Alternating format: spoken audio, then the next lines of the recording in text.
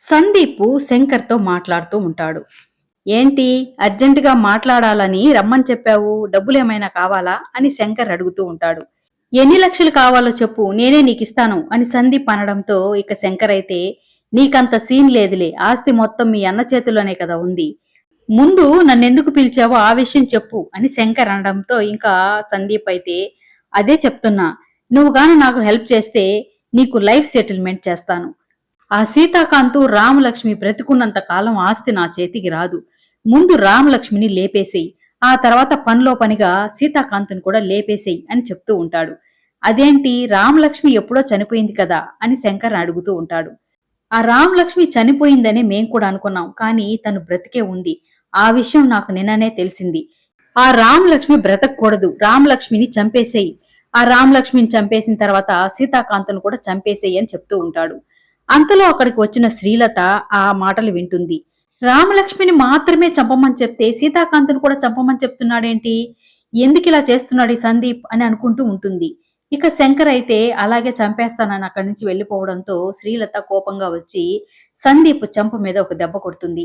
బుద్ధుందా నీకు అసలు, ఆ సీతాకాంత్ జోలికి వెళ్ళొద్దని చెప్పాను కదా, వాడు మంచివాడురా, ఆ సీతాకాంత్ వల్ల మనకెలాంటి సమస్య లేదు, వాడు బంగారు గుడ్డు పెట్టే బాతు లాంటి వాడు, వాణ్ణి చంపేస్తే ఎలాగా, వాణ్ణి చంపొద్దు అని చెప్తూ ఉంటుంది. ఇక సందీప్ అయితే, ఇన్ని రోజులు నువ్వు ఆస్తిని నా పేరు మీద వచ్చేలా చేస్తావని ఎదురు చూశాను, ఇక నీ వల్ల కాదని నాకు అర్థమైపోయింది, ఇక నువ్వు నోరు మూసుకుని ఉంటే నా పని నేను చేసుకుంటాను అని శ్రీలతని చేయి పట్టుకుని బడబడా లాక్కొని వెళ్లి గదిలోకి తీసుకెళ్లి తనని కుర్చీలో కూర్చోబెట్టి తాడుతో కట్టేసి నోటికి ప్లాస్టర్ వేస్తాడు. ఆ రామలక్ష్మి సీతాకాంతుని చంపేసే వరకు నువ్వు నోరు మెదపకూడదు, నోరు తెరిచి మాట్లాడావంటే తల్లి అని కూడా చూడకుండా నిన్ను కూడా లేపేస్తాను, వాళ్ళు చచ్చిన తర్వాత నేనే వచ్చి తలుపు తీస్తాను, అంతవరకు ఈ గదిలోనే పడి ఉండు అనేసి సందీప్ అక్కడి నుంచి వెళ్ళిపోతాడు. శ్రీలత ఇలా అనుకుని బాధపడుతూ ఉంటుంది.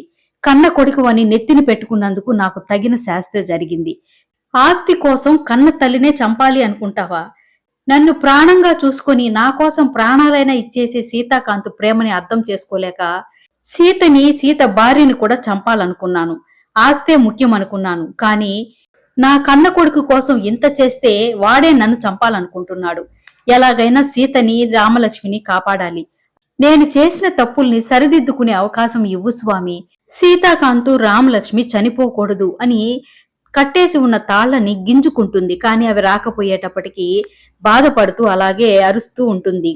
వల్లి అయితే సందీప్ని చూడగానే, ఏమండి, అత్తయ్య గారు పొద్దుటి నుంచి కనిపించడం లేదు, ఎక్కడికెళ్లారు, మీకేమైనా చెప్పి వెళ్లారా అని అడుగుతుంది. ఏమో నాకు తెలీదు, నాకు చెప్పలేదు అని సందీప్ అంటాడు.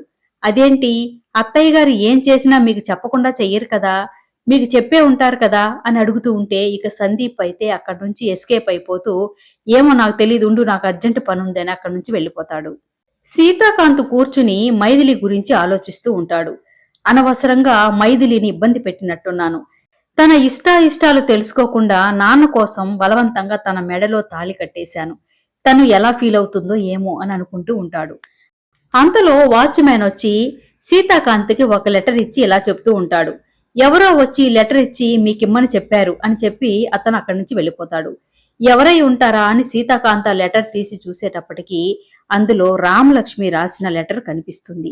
నేను బ్రతికే ఉన్నానండి, నేను చనిపోయానని మీరు చాలా బాధపడుతూ ఉంటారు, కానీ నేను మీ దగ్గరికి రాలేని పరిస్థితిలో ఉండిపోవలసి వచ్చింది, నేను బ్రతికే ఉన్నాను అని మీకు తెలిస్తే మీరు చాలా సంతోషపడతారని నాకు తెలుసు, మీ జీవితంలో నేను తప్ప ఇంకెవ్వరూ ఉండరని కూడా నాకు తెలుసు, అందుకే నేను మీ దగ్గరికి వచ్చి మీ భార్యగా, మీ రామలక్ష్మిగా మీతోనే సంతోషంగా ఉండాలి అనుకుంటున్నానండి, తొందరలోనే మీ దగ్గరికి వచ్చేస్తాను అని రాసిపెట్టి ఉంటుంది.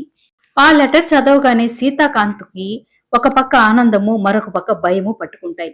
అనవసరంగా తొందరపడి మైథిలి మెడలో తాళి కట్టి తన జీవితాన్ని నాశనం చేసినట్లున్నాను, నాన్న కోసం తొందరపడినట్టున్నానే, ఈ లెటరు మైథిలి మెడలో తాళి కట్టక ముందు నాకు చేరి ఉంటే బాగుండేది, అనవసరంగా మైథిలి జీవితాన్ని రిస్కులో పడేశాను, ఇప్పుడు ఏం చెయ్యాలో అర్థం కావడం లేదే, ఈ విషయాన్ని వెంటనే మైథిలికి చెప్పేస్తే బెటర్ అని అనుకుని ఆ లెటర్ తీసుకొచ్చి రామలక్ష్మి చేతికిచ్చి, మైథిలి గారు, నేను జీవితంలో సరిదిద్దుకోలేని తప్పు చేశాను, ఒకసారి ఈ లెటర్ చదవండి, మీకే అర్థమవుతుంది అని అంటాడు.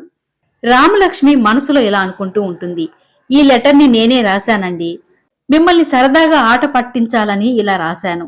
నేను రాసిన లెటర్ని నాకే ఇచ్చి చదవమంటున్నారా అని అనుకుంటూ ఉంటుంది మనసులో.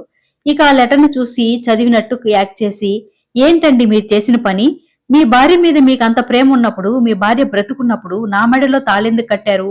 నా జీవితాన్ని ఎందుకు నాశనం చేశారు? అని అంటూ ఉంటుంది. ఇక సీతాకాంత్ అయితే భయపడిపోతూ, క్షమించండి మైథిలి గారు, ఇలా జరుగుతుందని నాకు తెలియదు కదా, ఇప్పుడు ఏం చేద్దామంటారు అని అడుగుతూ ఉంటాడు. మరొక పక్క రామలక్ష్మి వాళ్ళ నానమ్మ తాతయ్యలు మైథిలి వెళ్లి చాలా సేపయింది కదా, ఏ విషయం చెప్పలేదేంటి, అక్కడ ఏం జరుగుతుందో ఏమో అని వాళ్ళు కంగారు పడుతూ ఉంటారు. అంతలో రామలక్ష్మి వాళ్ళకి ఫోన్ చేసి, నేను చాలా సంతోషంగా ఉన్నాను నానమ్మ. నేను సీతాగారు నా మెడలో తాళి కట్టిన తర్వాత గురువు గారిని వెళ్లి కలిశాను. గురువు గారు విధివ్రాతను ఎవ్వరూ తప్పించలేరని, జరిగేది జరగక మానదని, కాబట్టి నీ భర్తతో సంతోషంగా ఉండము అని చెప్పారు.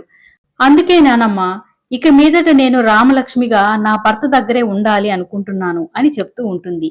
ఇక వాళ్ళు కూడా చాలా సంతోషమమ్మా, నువ్వు సంతోషంగా ఉంటే మాకు అంతకంటే ఇంకేం కావాలి అని వాళ్ళు కూడా చెప్తూ ఉంటారు.